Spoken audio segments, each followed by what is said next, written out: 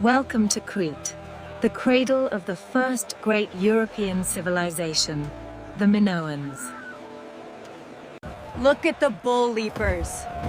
This was more than sport. It was a sacred dance with death. As the Minoans faded, the Mycenaeans rose, the warrior kings of legend, builders of... From these halls, the call to Troy was sent.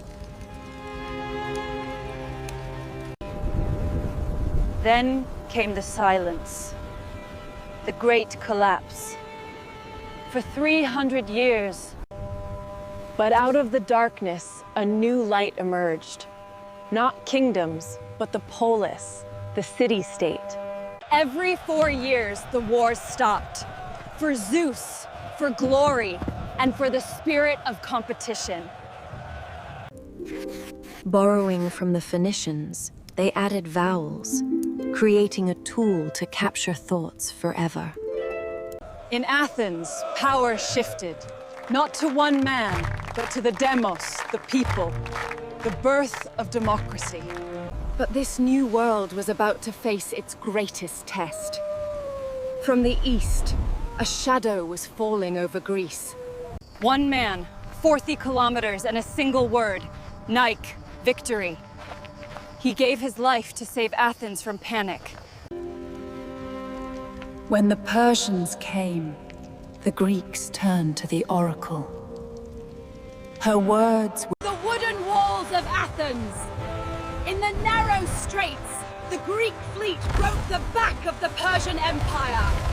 Athens rose from the ashes.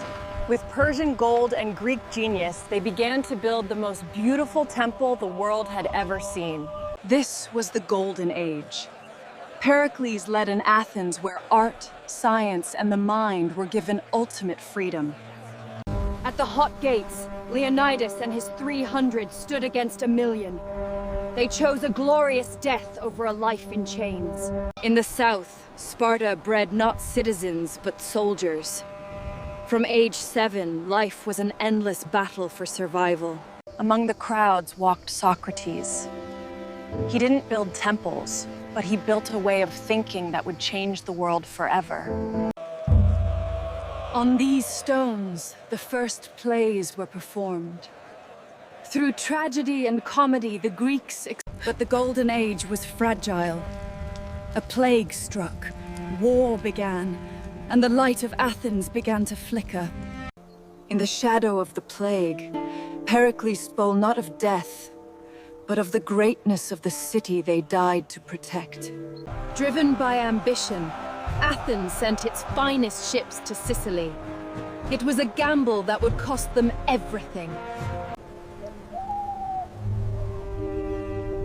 He drank the hemlock with a smile. From the tragedy of Socrates, Plato built a sanctuary for the mind, the academy, where the search for truth began in earnest.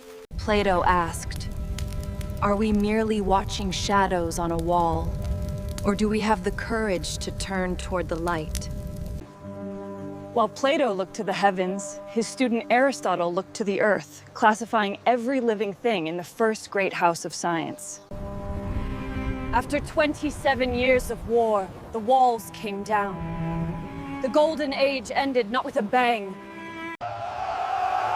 The city he loved turned on its wisest son. Democracy in its fear. While the South bickered, a new power rose in the North. King Philip II was forging a weapon the world had never seen. And among the Macedonians was a boy who would not just lead Greece, but conquer the world. His name was Alexander. With one step onto Asian soil, Alexander threw his spear into the earth and claimed the continent. The knot was impossible to untie. But Alexander didn't have time for puzzles. He simply drew his sword and cut through destiny. At Issus, the king of kings fled. Alexander saw the opening and charged like a thunderbolt. In Egypt, the Greeks were welcomed as liberators. Alexander was crowned pharaoh, becoming a god on the banks of the Nile. Here, he marked the lines of a new world. Alexandria, a city of glass, gold. Deep in the desert of Siwa, the oracle spoke. Alexander emerged. At Gaugamela, the fate of the world was decided. Against scythe chariots and elephants, Alexander's genius was tested to its limit. Babylon, the jewel of the East. Alexander entered not as a destroyer, but as the new king of Athens. The vengeance for Athens was complete.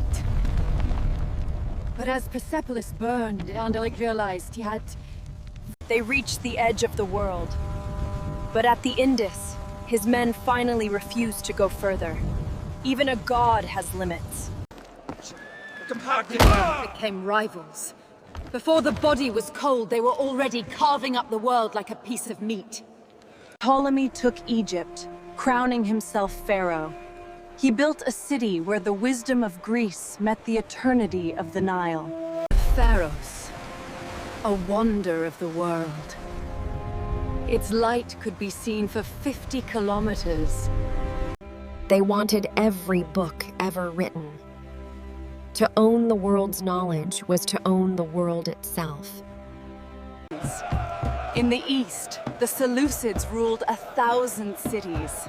From the Mediterranean to India, the Silk Road was born.